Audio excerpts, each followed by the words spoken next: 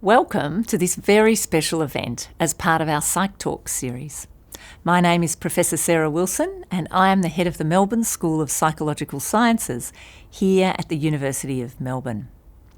I'd like to open the event by acknowledging the Wurundjeri people who are the traditional custodians of this land.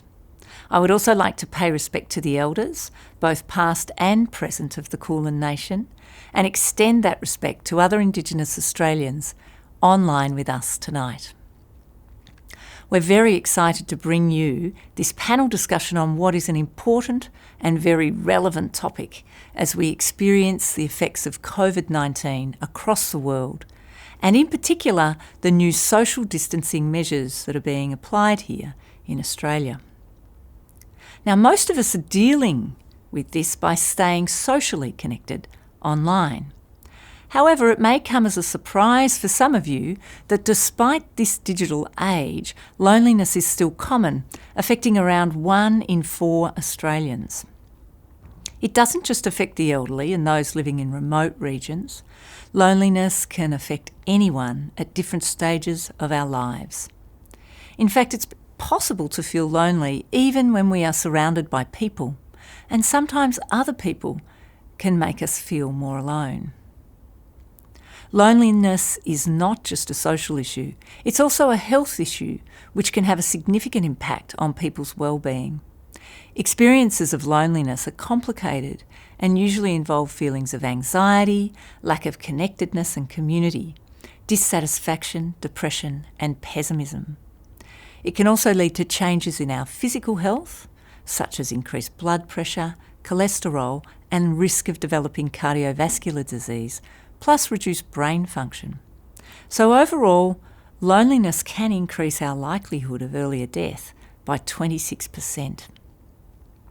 Given these striking statistics, tonight we will hear from our expert panel who will help us comprehend the psychology of loneliness and what we can do to overcome this significant burden, particularly as we face the changes associated with COVID-19. Now, I would like to hand over to the very capable Lynn Malcolm, a multimedia award winner and host of the All in the Mind podcast and ABC radio program. Thank you, Lynn. Welcome, and I'm very excited to be moderating the second Melbourne School of Psychological Sciences PsychTalks series this evening. Now, allow me to welcome our speakers. We have Dr. Katie Greenaway. Katie is a social psychologist here at the Melbourne School of Psychological Sciences. Katie's research focuses on social functioning in 3 main domains: identity processes, emotion regulation, and human agency. At its heart, Katie's research aims to understand the formation and consequences of social connections between people. Sam Fredericks. Sam is Chief Executive Officer of On the Line. On the Line is a national leader in the delivery of high-quality telephone and online support to Australians anywhere and anytime. They have a workforce of over 90 professional counsellors, social workers and psychologists. And Dr. Robert Erres. Dr. Erres is a postdoctoral research fellow in the Social Health and Wellbeing Laboratory at Swinburne University of Technology. Dr. Erres co-led the Australian Loneliness Report and the Young Australian Loneliness Report with the scientific chair of the Australian Coalition to End Loneliness. Dr. Michelle Lim and his research focuses on investigating the prevalence and impact of loneliness in vulnerable groups. And before we start, just a little housekeeping. The hashtag we're using tonight is #PsychTalks. Now we welcome everyone joining us over the live stream. We're also recording this program for Big Ideas on ABC, and you'll be able to submit questions for the panel throughout the discussion, and we'll post some questions at the end of our chat too. So let's begin. Starting with you, Robbie Erres, can you give us an overview of what loneliness is and how loneliness affects us in ways that we may not have considered? Absolutely. First and foremost, thank you for having me on the panel tonight. Loneliness is a subjective negative experience of feeling like we are disconnected from the people around us. It's something that everybody experiences to some extent, and so in that sense it's quite a common experience for people to have. Now, because it is quite a common experience, it has an evolutionary drive, in a sense, for us to seek out connections. Just as food is for hunger and water is for thirst, loneliness is our sense of need to meet other people and feel connected. Now, when that has been, removed, or we feel like we are experiencing loneliness, this has a big impact on a range of different parts of our experience in life. It impacts our mental health as well as our physical health, and it can be something that carries along with us for quite a long time. So in terms of our mental health, it has impacts on our sense of depression or our mood, our anxiety, and even things like paranoia. And with our physical health, it can have impacts on our blood pressure, as mentioned earlier, and cholesterol, hypertension, and things like this. And as Sarah made mention to in her introduction, some people can feel lonely even when they're surrounded by people. Can you please explain why this can happen? So, I guess the important thing to make clear here is that loneliness isn't the same as being alone, or synonymous with something that doesn't happen when you're around other people. Because it is a subjective experience, anybody can feel lonely at any given time. And when we do feel lonely, what often happens is that we seek out information to try to convince us that we are feeling lonely. So it's almost like a cycle. When we feel lonely, we start to look at the situations that we are in with the people around us, and we start to pick up on evidence that they might not be engaged in the conversation, or that we might not be sharing the same sort of experience. This in turn makes us feel a little bit more lonely, and then makes us be a little bit more hypervigilant to those social cues. And by doing so, it creates a bit more of a distance between us and the people around us. So regardless of whether you're alone or not, anybody can feel lonely at any given time. Just as the case is, if you're alone, you might not necessarily feel lonely because you might feel quite content being in that space by yourself. Sam Fredericks, it seems bizarre that in the age of social media, where the ability to remain connected 24/7 and interact with people from across the globe is constantly improving, your organisation is receiving double the traffic in people contacting you to address issues of loneliness. Do you get a sense of why we're seeing this now? Yeah, we do, Lynn. The thing about social media is that it absolutely enables people to be more connected, but its focus is on quantity of communications and connection rather than on the quality. So social media users might have hundreds or even thousands of connections or friends on their different channels, but the way they communicate with them is much more likely to be a really public messaging style rather than the much more intimate form of communication that you would use when you were building a meaningful relationship with somebody.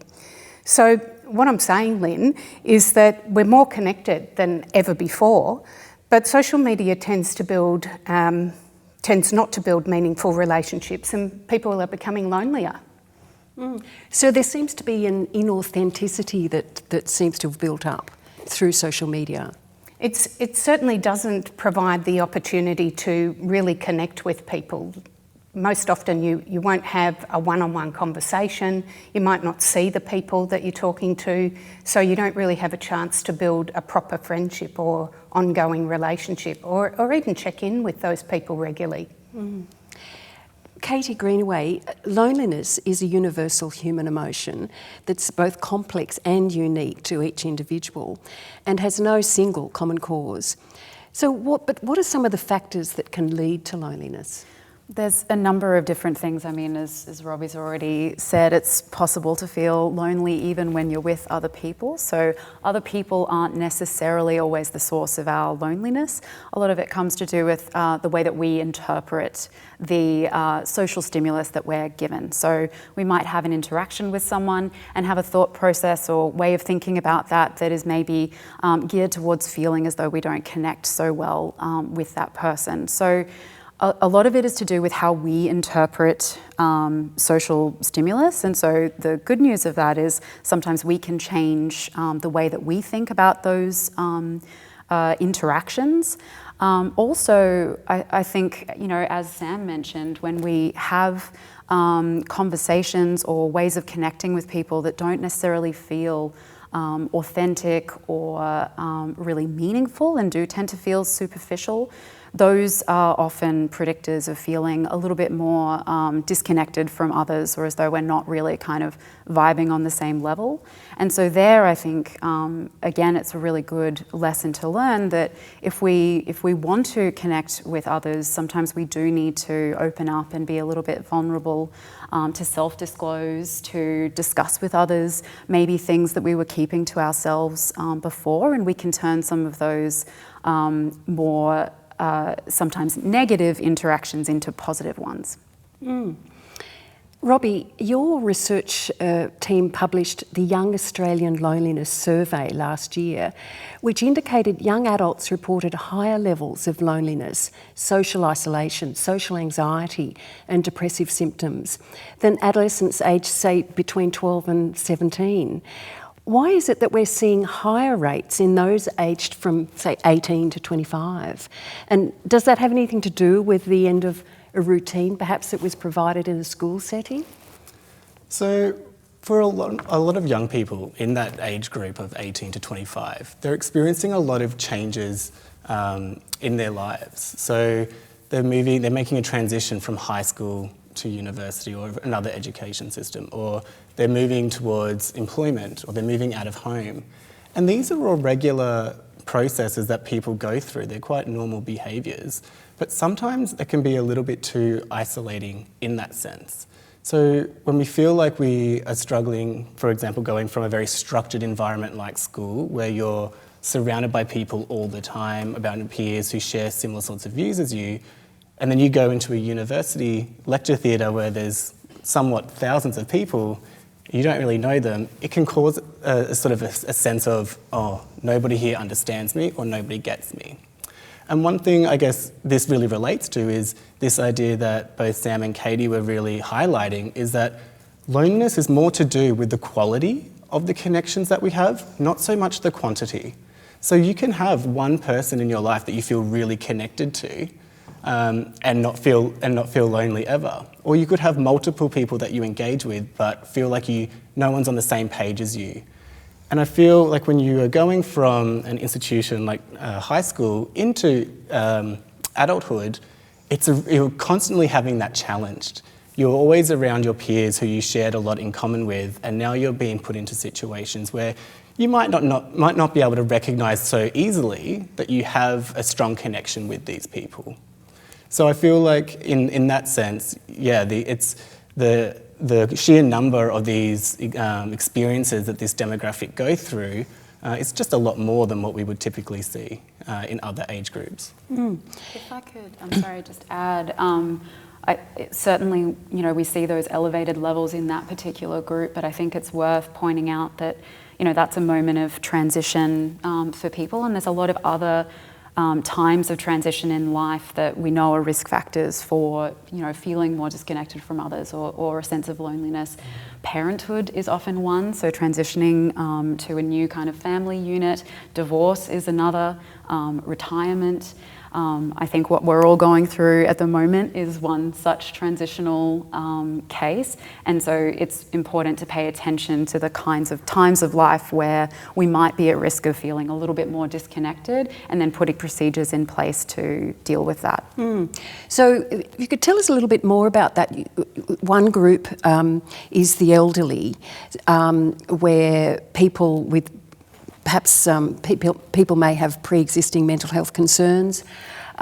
So what's an example of the way we might anticipate the sorts of experiences that, say, the elderly will go through? Well, I think really anything that involves a shift in someone's social environment or social network is probably a big thing to pay attention to. So in the case of, elderly people, certainly some people are extremely well connected and really make an effort to stay involved in their community or with other groups in their lives.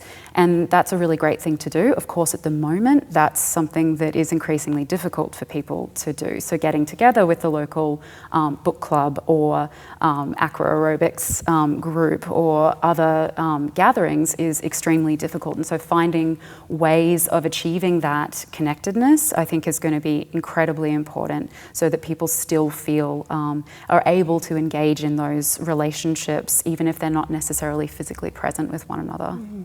And another transition in life is being a young parent, and that also raises a lot of questions around self-identity. Who am I now? What are some of the things that people might encounter there, and what sorts of things could be helpful in that scenario? Yeah, well, I'm keen to hear what you guys think about this as well, but certainly that's a massive transition for people. Often it involves, in some cases, necessarily withdrawing from some previous social engagements because your focus is now on the family unit and having that come first. In that sense, I think reaching out for support is incredibly important, and really, again, being willing to be vulnerable with people and letting them know that you need assistance. This goes not only for new parents, but I think also for anyone who's in a situation where they're, perhaps not coping or maybe even worried about not coping. When we can foresee rocky shores ahead, that's probably when we should be investing in trying to find ways of improving that. But I'm not sure. Yes, of course, we all feel lonely. It's a universal human condition at some stage in our lives. What can people do when they feel lonely to try and help them with that experience, deal with it? Yeah, I think it's a very interesting question, and the thing is that there's no one sure answer that's going to suit everybody.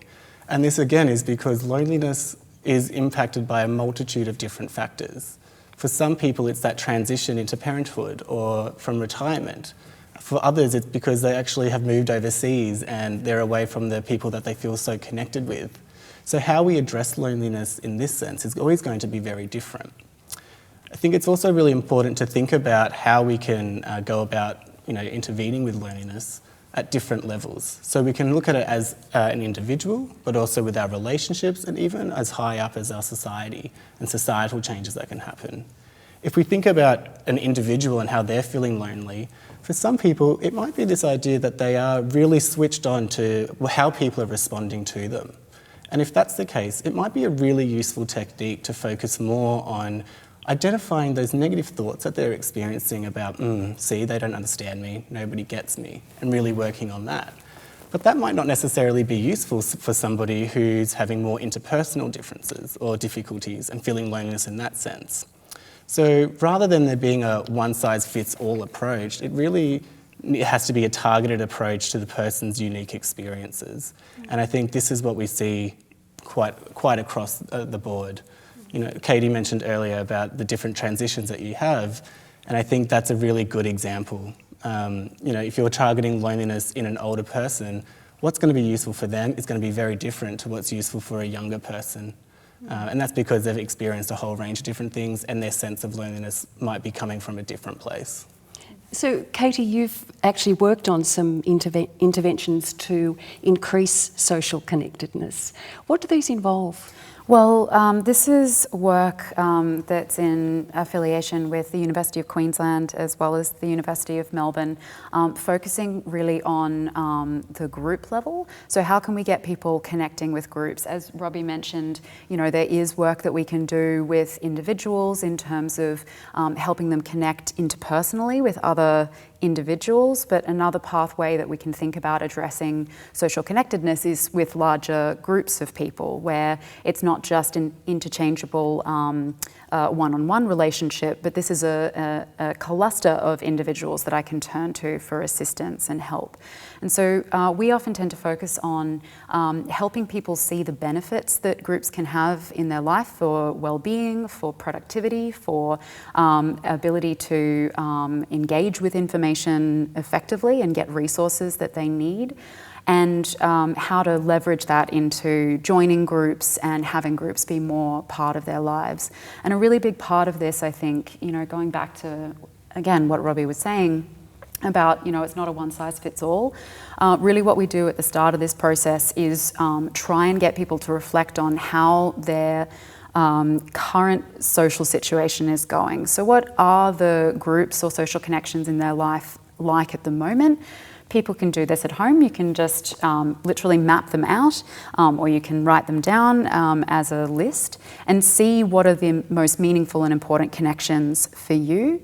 And reflecting on yourself as an individual, what you enjoy, what you like, what you get energy from and excitement from, and just seeing whether the social connections in your life are really mapping onto what you're enjoying, because that could be a gap for people. If I find that reading is a really important part of who I am and what I get joy from, then maybe I can start a group about books or about movies or pop culture or whatever people are interested in. So that's kind of a pathway into thinking about how we can be connected with people that doesn't involve just going up to someone and saying, hey, do you want to be friends? Which is sometimes a good strategy, but it's also sometimes useful to have a reason for contacting people and connecting with them so that you can kind of structure it around some kind of activity or shared interest that you have. It's very important to have a structure, I guess. Yeah. If I may, sorry. Yes. Katie, you raised a really good point about you needing to feel that identity and experience that. But I think it's really important to also highlight that if you are to map out your connections and you are particularly lonely, that's going to be a very difficult process for you to do.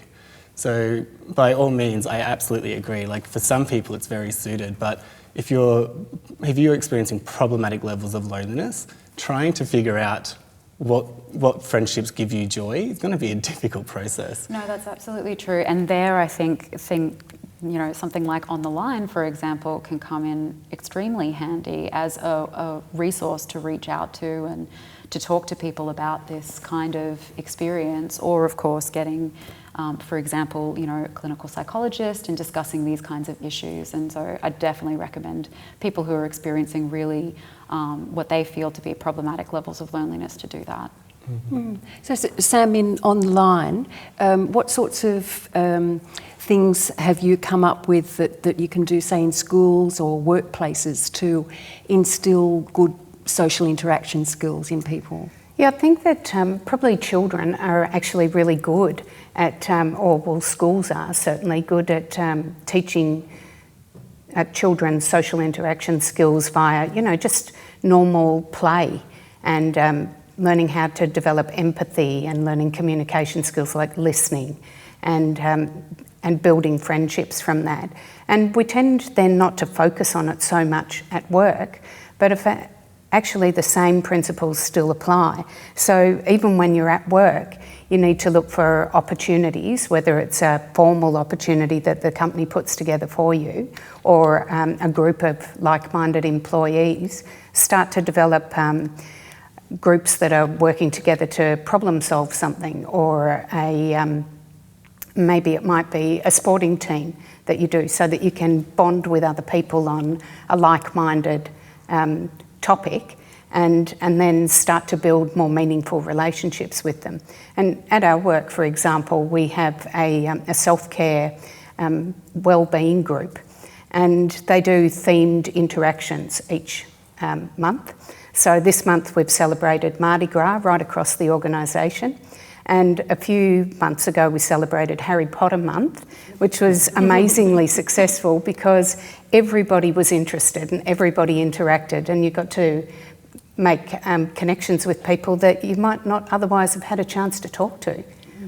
So to what extent would you say encourage workplaces to take it as their responsibility to introduce some of these interactive connections? I think it's a bottom-up and a top-down approach. So it can be led both by the staff and workers themselves, but also in conjunction with management or creating an environment and a culture where that's actually celebrated and supported. Mm. And do you get a sense that this is being taken on at a societal level, that things are starting to shift and there's a greater awareness that there's a need to I do think that there is a greater awareness, or certainly becoming a greater awareness, that people are lonely and what that actually means. So there's an understanding from the community, I think, these days, and we've done some commissioned research recently that confirmed this, that people are understanding that loneliness is a social issue and about the quality of your relationships with yourself, the people you love, the community that you live in, and it's different to, say, mental health. But people are thinking that they wouldn't necessarily seek help for loneliness. They'd want to talk to people that they care about because they don't trust that external people are not going to judge them. They feel like they've got to sort it out for themselves. So I think that that kind of confounds the whole issue, and that really there needs to be greater awareness that talking about it is exactly what's going to help to solve the issue. Right. People are sort of, our social relationships are both the problem and the cure in this That's right.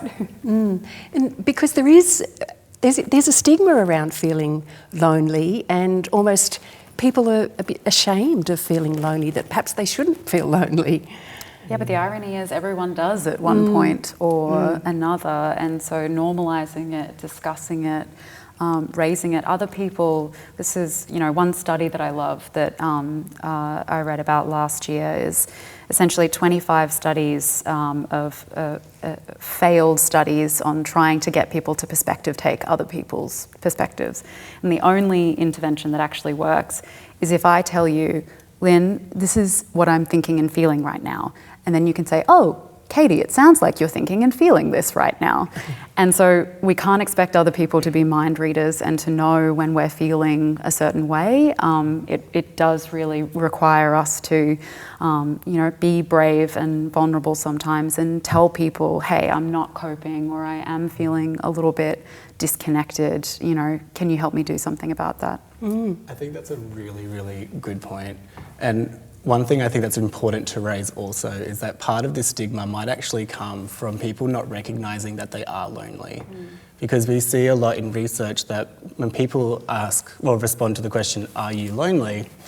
Everyone gives a different response, because there is that social desirability almost to be like, no, I'm not lonely, I'm doing this fine. But when we use multiple items or measures to identify if someone is lonely, to ask, do you lack companionship, or do you have this sense that you're in tune with others around you, then we get a much more comprehensive look. And so, it's one thing to really highlight this idea that, I'm expressing your emotion and how you're feeling lonely, but if you can't identify that you're lonely, that's a big problem as well, because then you can't seek that assistance that you need. And I think that's why things like the Australian Coalition to End Loneliness, which Michelle Lim is the scientific chair on, their priority is really raising this awareness and trying to help people identify what loneliness actually looks like. So we can really tackle and buffer against this, the stigma associated with it, because it ultimately has really long-term effects on your health and well-being. And I think it's also a good thing for people to keep in mind that, we do need to pay attention to social health as much as we do physical health. And just like you go to the doctor and get a physical checkup every now and then, we should be doing a social checkup every now and then. And sometimes you realise, hey, I have been feeling a little bit off. And maybe the cause isn't necessarily that I'm feeling socially disconnected, but certainly being a little bit more, reaching out to people who we haven't talked to for a while, can also help target those feelings as well, even if they're not the cause of those feelings. Absolutely. You're and right. What's come out in your research is that people, it's quite surprising, isn't it really, that you can be physically affected, you can be made physically sick by the feelings of loneliness. Absolutely. I think I guess, when we think about loneliness, it is a social health problem, but it is also a physical health problem because they're all intertwined. And when we are constantly feeling lonely, then that has a big impact on our internal systems. Our flight and fight system goes crazy because it thinks everything is almost an attack against us to make us feel lonely. And when that's constantly activating, it sends off a lot of inflammatory markers throughout the body, which can really have a huge impact on our physical health. So you're right, it is like we do need to have these like social well-being checks, but also I think there's a responsibility to focus that if we do have some physical health conditions, how that may impact our social health as well, because it's definitely bi-directional in that sense. So targeting one might actually impact the other, and that's pretty much what we're seeing, And we find, we find the same at On the Line with social health both informing and being informed by people's mental and physical health status, so that if people have poor quality relationships around them, then they're more likely to express physical ill health symptoms, and the same with mental ill health. Yeah, it's interesting. And we were talking about the workplace. What about working remotely, Robbie? Can that have consequences on people's well-being where they miss out on potential social interaction? Yeah, I think it really can. If we think about a workplace, we spend a lot of time there and we forge a lot of connections there. Some might be good, some might not be good, but we still are interacting with people. And if we're working remotely and we're almost removing those connections, that can have an impact on us. But I think it's always going to impact us in different ways. That's not to say that if you're working remotely that you're always going to feel lonely. It might be that you're feeling like, I'm feeling really disconnected actually from my work. Like, there's this idea that, if you enjoy your job, you're all working towards the same goal. And if you're not physically there, it might feel like you're not achieving that goal or you're not contributing to that.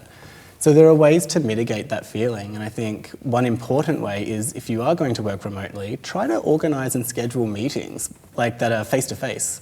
Telecommunications allow us to do that these days, and I think constantly responding over email might be a very efficient way to get a message across.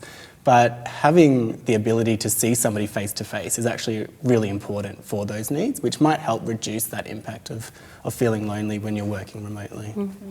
And this discussion is very relevant right now in light of the developing situation of COVID-19.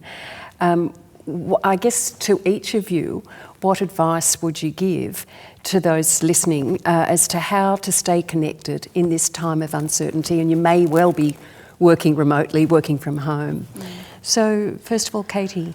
Well, this ties into I've been on my soapbox about this all week, this term social distancing, and this is such an important thing to be doing at the moment, to, keeping distance with other people, to, working remotely if we can, certainly not being in, large crowds of people if we can absolutely avoid it.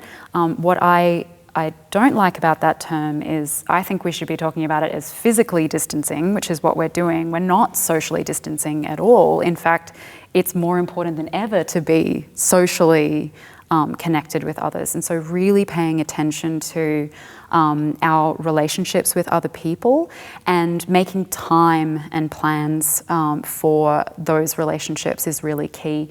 Robbie was mentioning, having these telecommunication meetings with people for work purposes.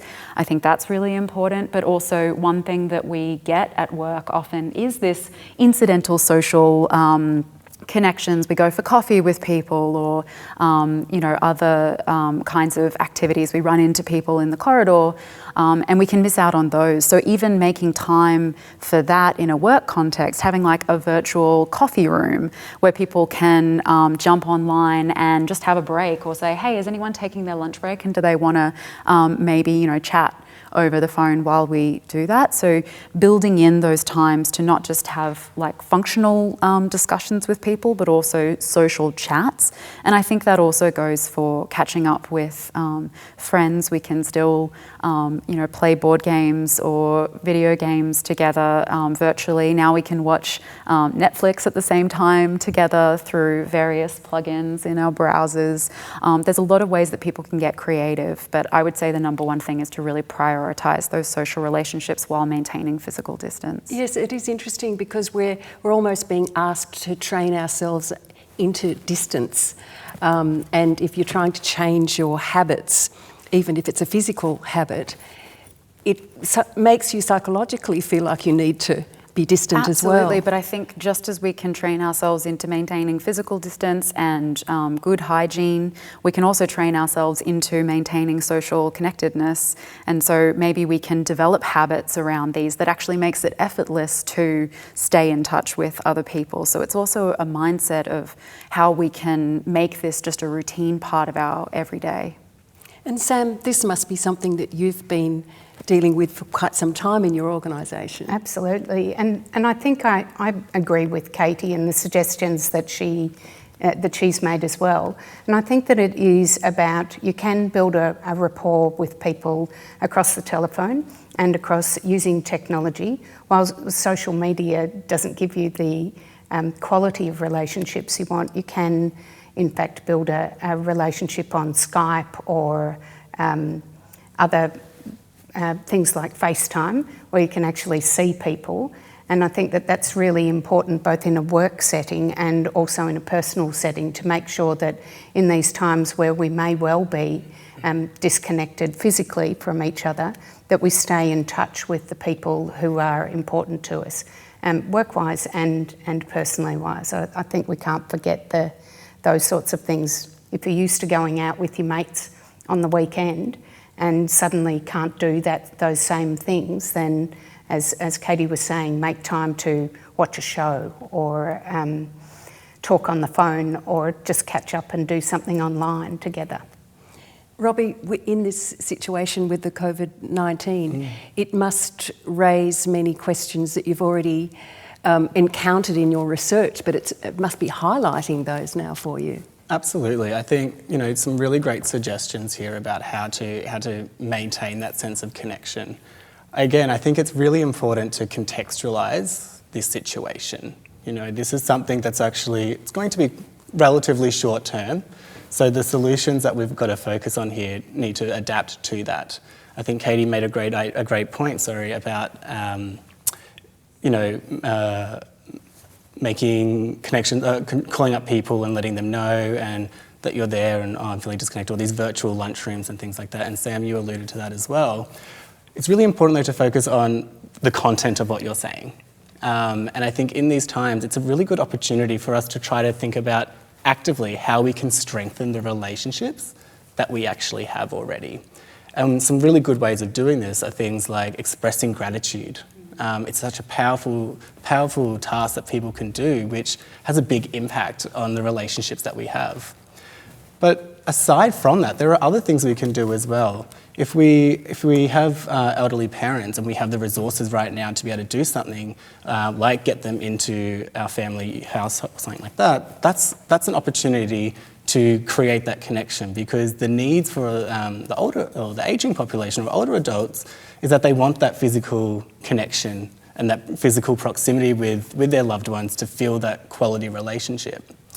There's also things like we've seen in Italy where people in apartment buildings are communicating with each other across.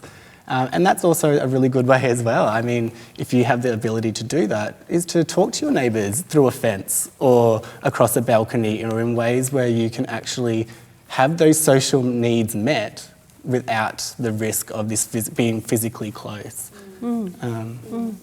I think that's an excellent point, Robbie, that, we should focus on what we're saying to people, and it gets back to your point about it's about quality, not quantity. Exactly. So reaching out to people a lot isn't necessarily going to give the same outcome as if you really make time to try and deepen that relationship with someone. So one thing that people can do if they're interested is look up something called the fast friends paradigm, which is very fun. It's a social psychological practice that gives you 36 questions that you can ask one another that increase in terms of the level of disclosure and intimacy that it builds as you go through these discussions. I do this with friends sometimes. We just pull up a random question and you find you learn something new about someone, even if you have known them for ages. You haven't asked this specific question, so you get to know something about them. And another point is we don't just have to focus on interpersonal relationships or one-to-one relationships. We can also think about this on a group level. And one thing that's really fabulous that we're seeing now is a lot of organisations putting out live streaming content. For example, the Melbourne Symphony Orchestra just had a live free symphony on Monday night, which people could tune into. The zoo is making available live streams of their penguins and baby snow leopards. So we can tune into this content, but we can also bring other people along with that journey. I think supporting artists who have had to have shows cancelled due to this process, but who are putting content online is something that we can do. That connects us with other people who are interested in those kinds of things, but it can also give back to someone who really, really needs our help at the moment. So just thinking about how we can practice kindness and compassion in this crazy time is, I think, a really good mindset for us to try and come at this with. And I think people are very responsive to those positive moves at the moment. I think people are really appreciating the positive as well. So let's go to some of the questions that people have sent in. So this one's from Chris. Please comment on the relationship between attachment trauma and loneliness and describe your recommended pathway for traumatised individuals to overcome loneliness. Who'd like to? You guys, I think. Sam? That's beyond me Okay. too. Robbie? We need a clinical psych for that. I'm definitely not an expert in this field, so I'm not going to claim that I am. And I think with something like trauma and something where attachment problems have been prominent for quite a long time, it can be really difficult to learn to trust somebody again. And that general sense of disconnection almost goes hand in hand with a lack of trust and feeling like you can't trust people because you feel like nobody gets you in that sense again. You are really feeling that disconnection. So in this sense, I do think that, when you've experienced a lot of these childhood traumas or trauma in general, that it might implicitly come with this sense of disconnection because you feel like nobody understands you and that can be really hard. And in this situation, I feel quite sorry for the person who's expressing this, particularly because, it must be quite a difficult situation to be in. What we've all sort of suggested here today, though, is trying to find somebody who might be a little bit more open to listening to that. And in these situations, it might be good to get some more formal forms of help to identify how that sense of loneliness might be contributing to their general well-being overall.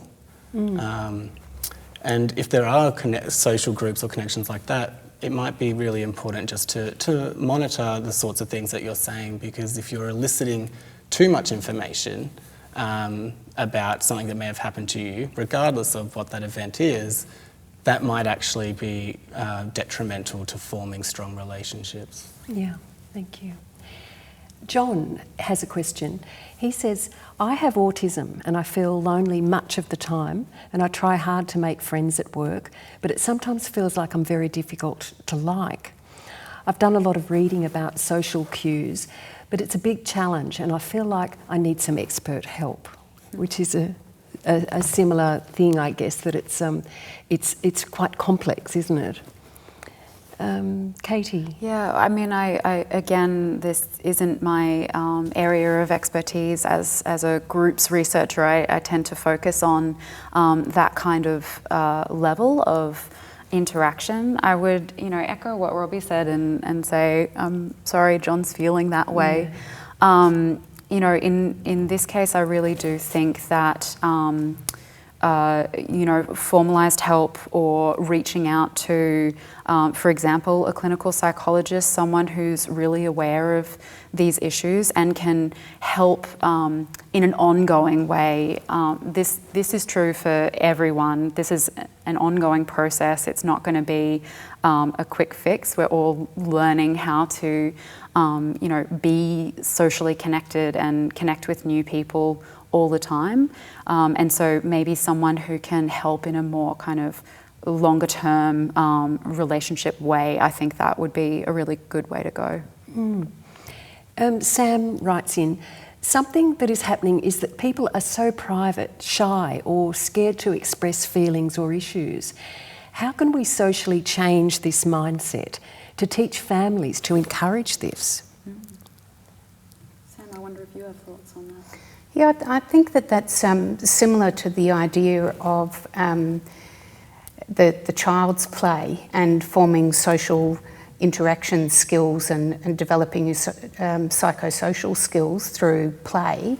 And I wonder if we could encourage families to do more things together and fun things as well, as a way of starting to just change the paradigm around how people interact, so that it's okay to talk about your feelings in relationships, in families. I think that it's perhaps a generational thing as well. And I certainly remember that in my parents' generation, it wasn't, you didn't tell people how you were feeling. It was, you had quite a strong role. Parents had a strong role within the family, and they had to be strong and looking after the children who should do children things, but really, go and play or do their homework or whatever it was. So there was that sort of disconnection, and I think as we're becoming more aware of our emotional needs as a society, it's an opportunity to encourage families to really talk about their feelings and make that okay, not really normalise it. I think recognising too that there may be different ways of communicating. So some people, I have friends, for example, who really do hate talking to people on the phone. They wouldn't want to call someone up and have that conversation, but texting, they can really connect with people that way. So also recognising that one person's way of being connected with others may not be our way, and I think that especially comes up in sort of generational divides as well. So having conversations with people about what do you need and how can I support that, and how can we have a conversation about making sure that we're all getting what we need in this relationship. And I agree exactly with what you guys are saying. I think it's also something as well is it's almost seen to be quite a vulnerable experience to express how you're feeling. And for a lot of people, it might be an intergenerational thing, it might be an individual differences thing. But for a lot of people, that's quite a scary experience to open up, especially when no one else is.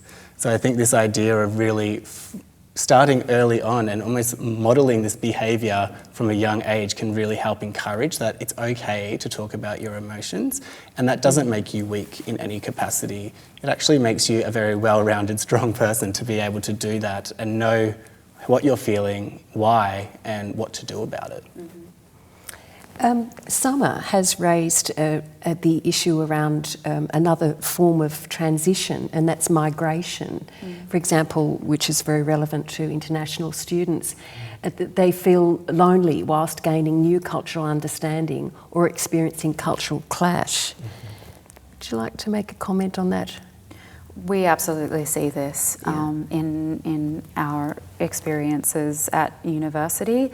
International students often do report feeling socially disconnected or lonely, and that does tend to go hand in hand with, feeling a lack of well-being or a lack of belonging, and that can be a really hard experience. And so we often find that it's for these individuals that really focusing on social connection, maintaining the ones with people from home and staying in touch with people from home, but also trying to build social connections in the new environment is really beneficial. And I don't want to minimize that and pretend that it's easy.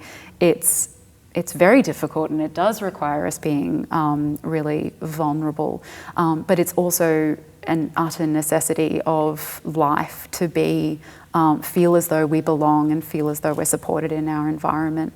And so I think really trying to reach out to formalized groups that already exist is a really good way to do this. Somewhere where that it's going to be a group of people who are interested in the kinds of things that you're interested in. It gives us a reason to be connected with other people that doesn't involve just rocking up to a bunch of strangers and saying, hey, can I, join you? Which, hats off to the people who can do that, because the answer is almost always yes. We're actually usually pretty open and accepting of new people. It's just that we sometimes find it easier when we have a reason to get to know them. Absolutely. I think with the international students in particular, they face a lot of specific barriers to connecting with other people.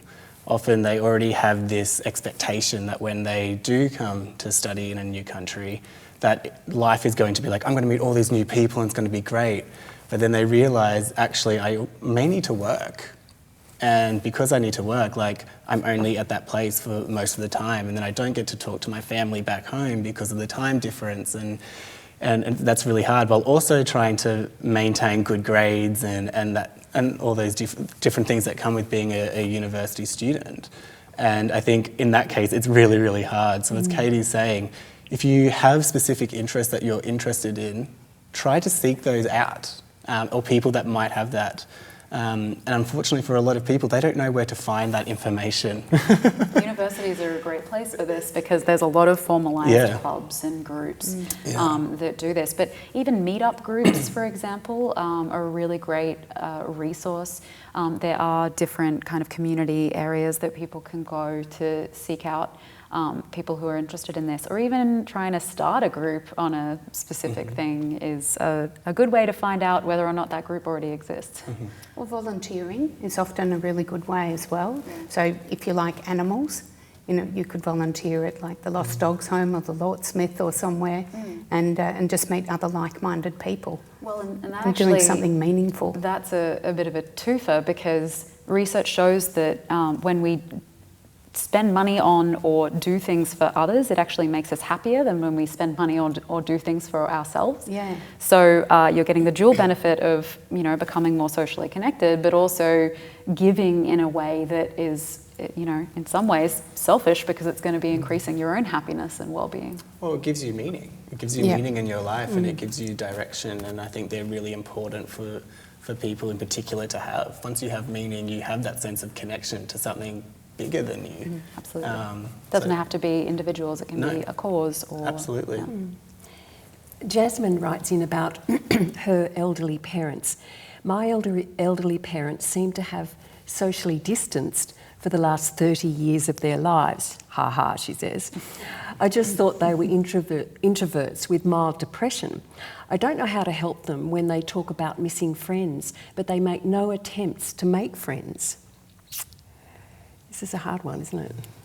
It is, because you can't change, Jasmine can't change her parents' behaviour.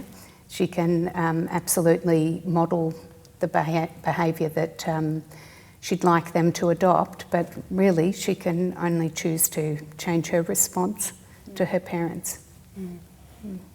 Yeah, I think in these cases, I'm not sure if Jasmine's done this or considered doing this, but having really upfront conversations about this can sometimes be helpful, because you can understand a little more why people don't want to do the behaviours that they're not doing, or what the barriers are for them to not doing those behaviours. And they can also hear why you're concerned about those issues. And then getting all of those problems out on the table, you can start to address those barriers or concerns sort of one by one, and try and break it down in that sense, rather than having a global issue that seems insurmountable. If you break it down into smaller pieces and say, okay, well, one barrier is we don't feel like we have the time to meet with people. Okay, what if we put aside this time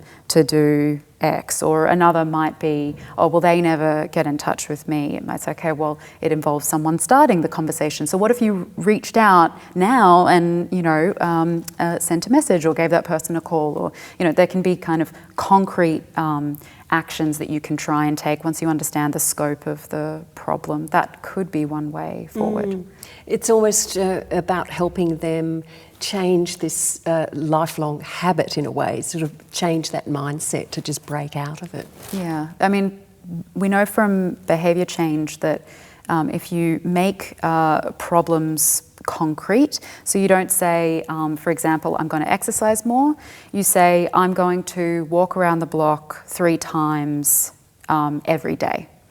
And you make a time and a plan to do that. And so making these big problems that can seem quite abstract into very concrete, actionable behaviours, all of a sudden you're starting to develop new habits, and that's when that can sometimes shift into, more global behaviour. Jane asks, how does loneliness correspond with alcohol and substance abuse? I think that's a really interesting question, and I think for a lot of young people that's quite a pertinent experience for them.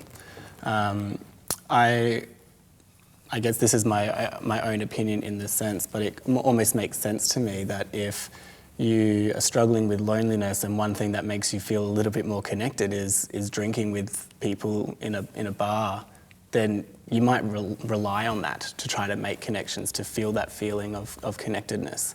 It might not be the best approach though, and that's the concerning thing. So for some people it might actually be the case that the lonelier you are, the more you're relying on some of these substances. Rajid says, I live in Swan Hill and I have experienced lots of racism and denigration when I moved there, and felt very lonely for about 3 years. I didn't know I was lonely until I made a real friend. I think sometimes people don't realise they're lonely and just think they're depressed. Is depression very closely linked with loneliness? I mean, excellent point. And yeah, Robbie, I think it is very, very much related. I guess a big part of that depression is that lack of motivation, and that the lowered mood and things that might actually sever a sense of connectivity. And I think what's quite interesting is some of the work that's been conducted within the lab is that depression at a single time point can predict loneliness at a later time point. Loneliness can predict depression at a subsequent time point. But something that was quite interesting is that social anxiety seems to be quite related also to this feeling of loneliness. And I think if we take a step back and think about it as in a social situation, if you are socially anxious, you might actually be thinking a lot about what other people are thinking about you. And that might be quite a scary experience, because you might be going, oh, they don't like what I'm saying, they rolled their eyes, or they yawned, like I must be boring them, or something like that. It's a very similar process to loneliness. And I mean, just to link that with issues of discrimination, I mean, this sounds like a real case where that, of course, that would be absolutely anxiety provoking and have a lot of really terrible consequences. And I think that's absolutely not okay that this experience is happening, but it's also a very real experience, and it's one that it's important to acknowledge that is really difficult to have had that experience and also to be dealing with the anxiety that goes along with that. And of course, that's going to be, an impactful factor on the development of loneliness, as well as, loneliness contributing to further anxiety around interacting with people because we don't know if they're safe or not. So I think that's a really unfortunate experience to have had. And again, it raises that point about people not recognising what loneliness is. So the closest thing that they think it is something like depression, which has a lot more exposure and a lot more understanding around. And do you find that, Sam, with people calling on the line, that sometimes they say things like, I feel depressed or things, but kind of when you get down to it, it seems like maybe there is social disconnection at the root of it? Yeah, the broad categories of social health that we monitor people, and people disclose that they're experiencing hopelessness or disconnection or loneliness. And while they're separate, but obviously related, and of those, the people who are feeling really hopeless are those who are most likely to also be depressed or to report that they are feeling depressed. And I think one of the things that Robbie was saying about if people have social anxiety as well, then they connect in really different ways for us. So they're more likely to use, say, a chat connection, and they don't want to talk on the phone, but they will just talk on chat. And if there's any mention of moving to phone because they sound like they might be escalating, then they'll disconnect altogether. So that's quite a specialist skill to be able to engage with people who are socially anxious on web chat and help them to feel a little better.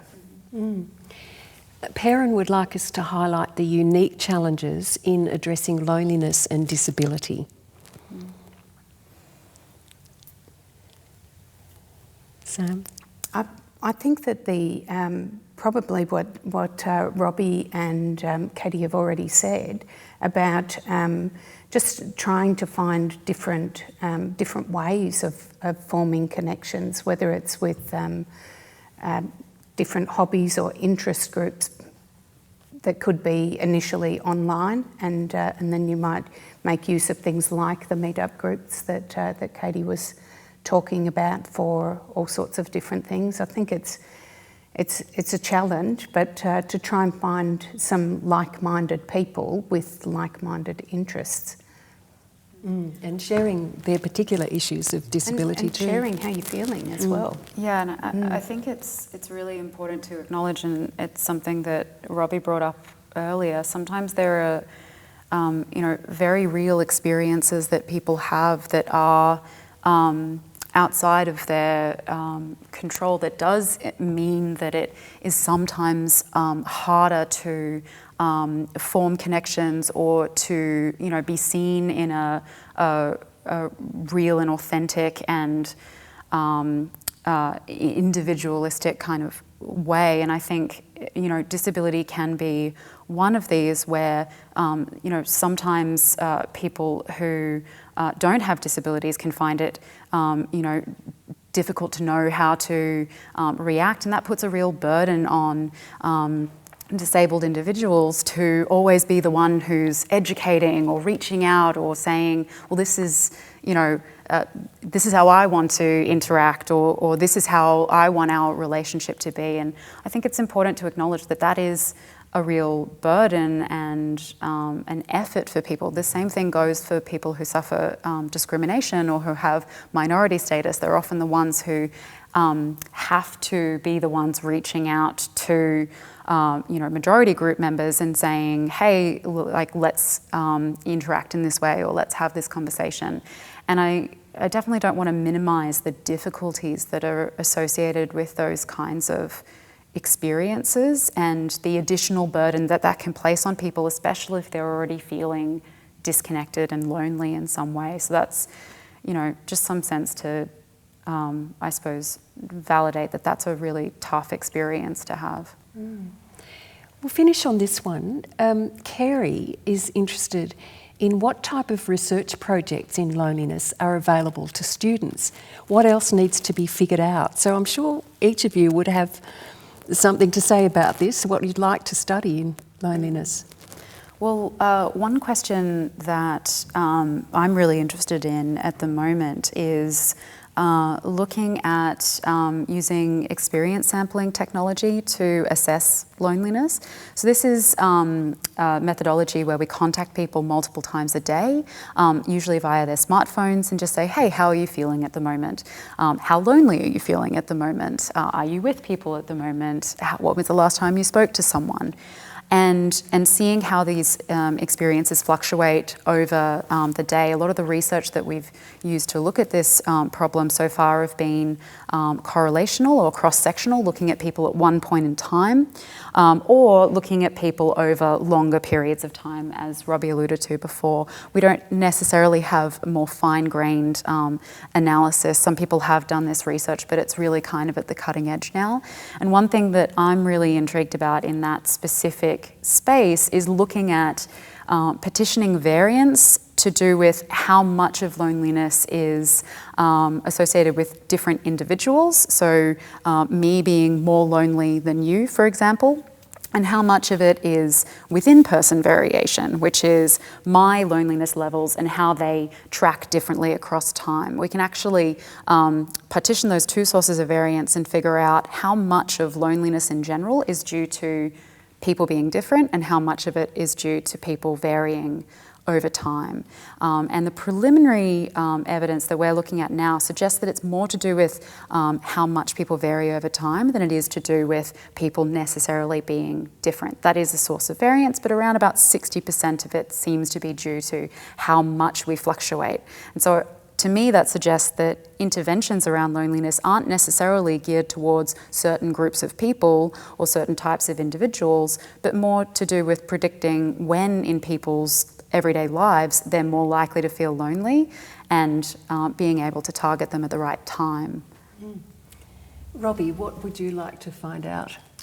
I'm particularly interested, and this is some of the work that we do at Swinburne, is looking at digital interventions and how they might be a really useful tool for targeting loneliness in young people, in particularly students.